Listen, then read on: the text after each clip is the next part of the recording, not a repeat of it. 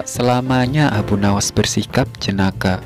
Kadang-kadang timbul kedalaman hatinya yang merupakan bukti kesufian dirinya. Bila sedang dalam kesempatan mengajar, ia akan memberikan jawaban-jawaban yang berbobot, sekalipun ia tetap menyampaikannya dengan ringan. Seorang murid Abu Nawas ada yang sering mengajukan macam-macam pertanyaan. Tak jarang ia juga mengomentari ucapan-ucapan Abu Nawas jika sedang memperbincangkan sesuatu. Ini terjadi saat Abu Nawas menerima 3 orang tamu yang mengajukan beberapa pertanyaan kepada Abu Nawas. Manakah yang lebih utama? Orang yang mengerjakan dosa-dosa besar atau orang yang mengerjakan dosa-dosa kecil? Tanya orang yang pertama. Orang yang mengerjakan dosa kecil. Jawab Abu Nawas. Mengapa begitu? Tanya orang pertama kembali. Sebab dosa kecil lebih mudah diampuni oleh Allah. Jawab Abu Nawas singkat. Orang pertama itu pun manggut-manggut sangat puas dengan jawaban Abu Nawas. Giliran orang kedua maju untuk mengajukan pertanyaan. Ia ternyata mengajukan pertanyaan yang sama kepada Abu Nawas. Manakah yang lebih utama? Orang yang mengerjakan dosa-dosa besar atau orang yang mengerjakan dosa-dosa kecil? Tanya orang kedua. Yang utama adalah orang yang tidak mengerjakan keduanya. Jawab Abu Nawas. Mengapa demikian? Tanya orang kedua lagi. Dengan tidak mengerjakan keduanya, tentu pengampunan Allah sudah tidak diperlukan lagi. Tegas Abu Nawas. Orang kedua itu juga manggut-manggut karena merasa puas dengan jawaban yang diberikan Abu Nawas. Orang ketiga pun maju. Ia pun juga mengajukan pertanyaan yang 100% sama. Manakah yang lebih utama? Orang yang mengerjakan dosa-dosa besar atau orang yang mengerjakan dosa-dosa kecil?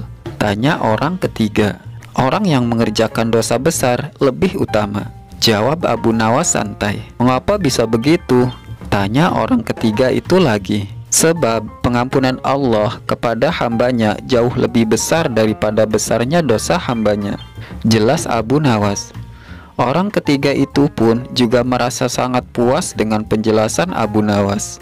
Ketiga orang itu pun lalu beranjak pergi. Si murid yang suka bertanya itu sontak saja berkomentar mendengarkan kejadian itu. Wahai guruku, mengapa pertanyaan yang sama bisa menghasilkan 3 jawaban yang berbeda? Tanya si murid tidak mengerti. Mendengar pertanyaan muridnya, Abu Nawas pun tersenyum dan menjawab, wahai muridku, manusia itu terbagi atas 3 tingkatan. Tingkatan yang pertama adalah tingkatan mata, dan tingkatan yang kedua adalah tingkatan otak, dan tingkatan yang ketiga adalah tingkatan hati. Jawab Abu Nawas menjelaskan. Apakah tingkatan mata itu, guru? Tanya si murid lagi. Seorang anak kecil yang melihat bintang di langit, ia akan menyebut bintang itu kecil karena itulah yang tampak di matanya. Jawab Abu Nawas memberi perumpamaan. Lalu, apakah tingkatan otak itu? Tanya si murid lagi.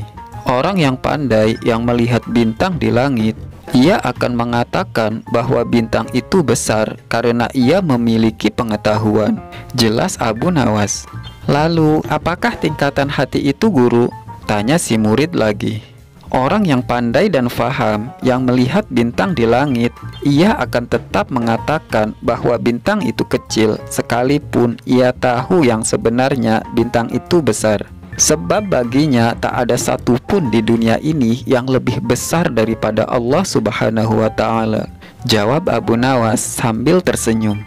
Setelah mendengar penjelasan dari Abu Nawas, si murid kini mengerti mengapa satu pertanyaan bisa mendatangkan jawaban yang berbeda-beda. Tapi si murid itu bertanya lagi, wahai guruku, mungkinkah manusia itu dapat menipu Tuhan? Tanya si murid.